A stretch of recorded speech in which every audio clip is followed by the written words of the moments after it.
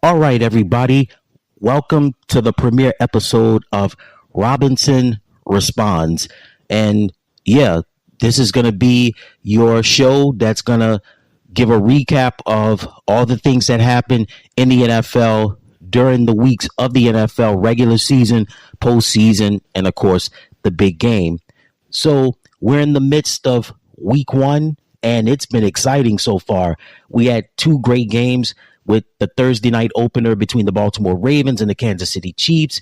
And then we had the first Friday game in Sao Paulo, Brazil, for the first time ever in NFL history. Not only was a game played, a regular season game played in Brazil, but also it was played. But this is the first time that a regular season game was played in South America.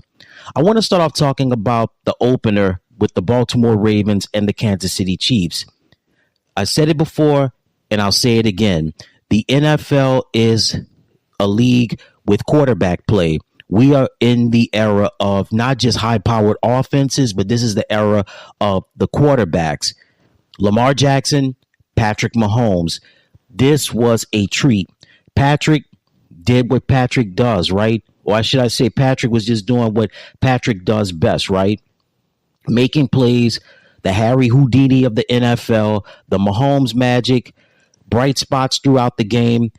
But what really caught my eye about the Chiefs offense was Xavier Worthy. My gosh, Xavier Worthy, man, the hotshot rookie out of Texas. I mean, speed on top of speed, not just for days, not just for weeks, not just for months, not just for years, but he's got speed for decades. And he showed up and showed out big in this game with the Chiefs beating the Ravens.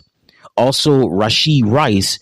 You know, it's amazing of all the things that happened in the offseason. It's amazing that Rice was still able to play in the opener, but Rashee was very effective, and Chris Jones had a sack.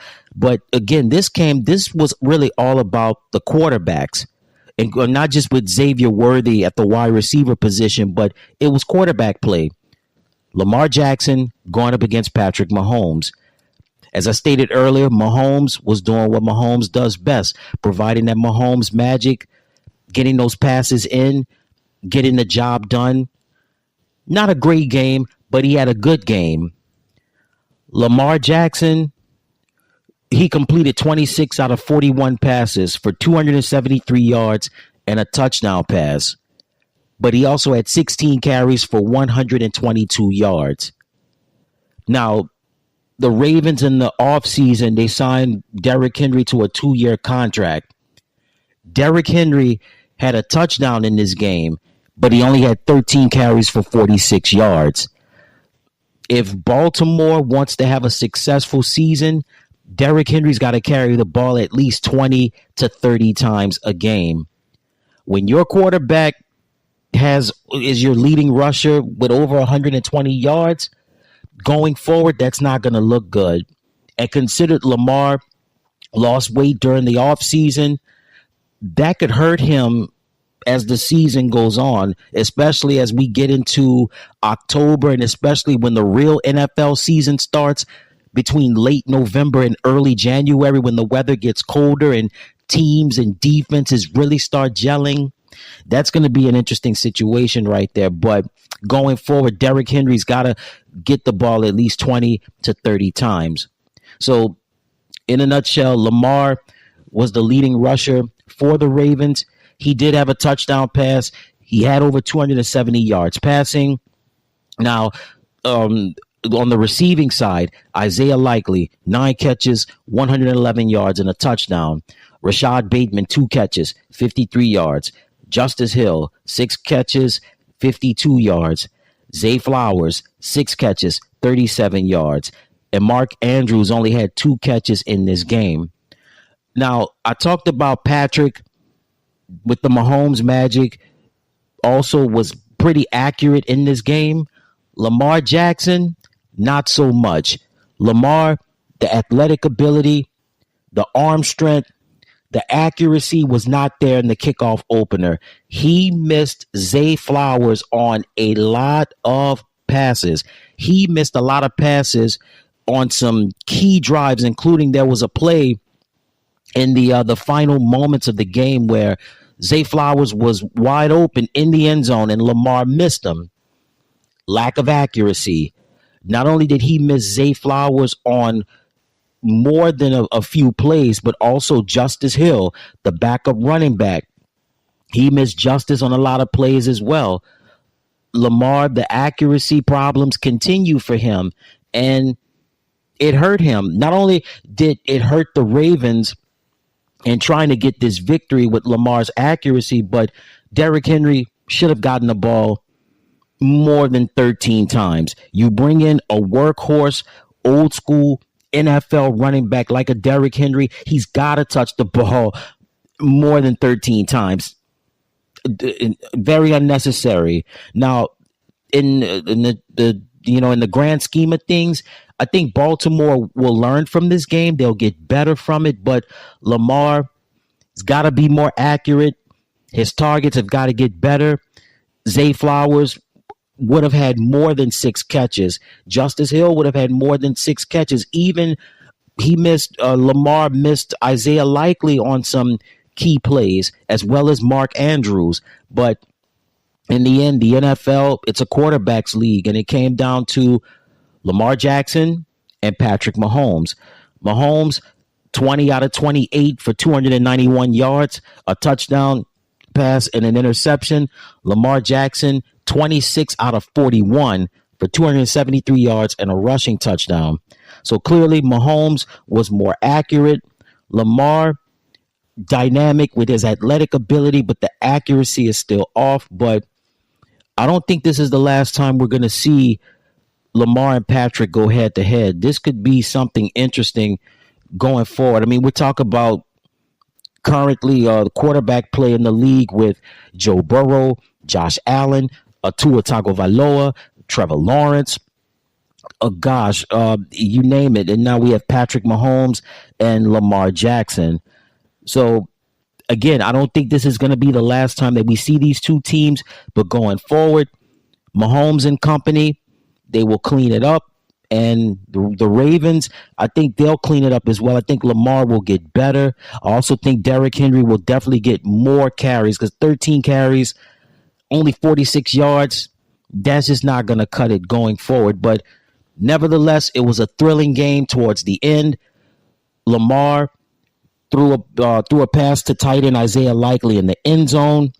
It was a touchdown for the moment, but the replay showed that his toe was on the line, signaling he was out of bounds. Incomplete pass. Chiefs win 27-20. But hey, that's just the beauty of the NFL. We're watching masters at work in quarterback play in a great era right now with Lamar Jackson and Patrick Mahomes. We had the game in Sao Paulo, Brazil, as part of the NFL International Series between the Green Bay Packers and the Philadelphia Eagles. This made history as the first time in NFL history that a regular season game was played in Brazil, and the first time ever that an NFL game was played in South America. So as I mentioned earlier in the first game, we talked about with Lamar Jackson, Patrick Mahomes, the two quarterbacks setting the stage for the Baltimore Ravens and the Kansas City Chiefs. Well, this game was similar in some ways, where we had the two quarterbacks setting the tone in this matchup with Jordan Love going up against Jalen Hurts. Let's start off with the Eagles. Jalen Hurts, 20 out of 34 for 278 yards, 2 touchdown passes and 2 interceptions, and he had 13 carries for 33 yards. He did not run for his life like Lamar Jackson in the opener. He had quite a bit, about the same rushing yards as Patrick Mahomes. Jalen was effective, accurate, athletic ability is there, the arm strength is there, but he's accurate. His accuracy is there, whereas Lamar Jackson has more arm strength. Jalen is more accurate with his passes.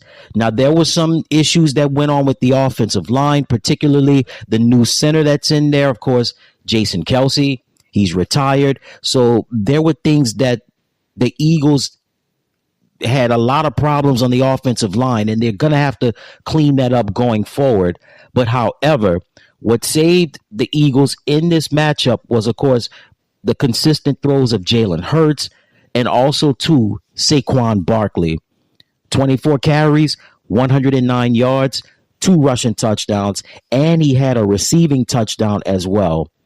Howie Roseman has rolled the dice in the offseason with a lot of key acquisitions. One of them, Saquon Barkley. And Saquon, wow, you talk about a dual threat running back, one of the best in the league, especially when he's healthy. Saquon Barkley is just dynamite, simply dynamite. And that was one of the key elements in the Eagles beating the Packers in Brazil. So you had Jalen Hurts making his throws, being accurate, being efficient. You had Saquon doing what Saquon does best. Oh, and the receivers, A.J. Brown, 5 catches, 119 yards and a touchdown. Devontae Smith, 7 catches, 84 yards. And then Dallas Goedert with 4 catches for 31 yards. Dallas Goedert, I think in my opinion, is a very underrated tight end. I think a guy who doesn't get enough credit for being a part of the Eagles offense and what he brings to the table in terms of blocking schemes. And he just doesn't get enough credit, but nevertheless, Dallas Goedert played a big role in the victory over the Packers. Now, as far as Green Bay is concerned, we'll get in. There was an injury that had taken place in the game, but before I get into that, Josh Jacobs, 16 carries, 84 yards, very effective, very efficient in this game. Jaden Reed set it off for the Packers offense. 4 catches, 138 yards, and a touchdown reception. And he also had a rushing touchdown in this game. So Josh Jacobs and Jaden Reed were very effective. Jordan Love, 17 carries. He had completed 17 out of 34 passes for 260 yards, 2 touchdown passes, and an interception. So just when the Packers had a chance to try to possibly win the game, Jordan gets hurt in the final drive of the game. A devastating injury, had to be helped off of the field. Luckily, when the game had ended, they showed him walking off kind of on his own power. So that was a little bit of good news. But if you watch that game, you could see like his leg bend and the knee go the other way.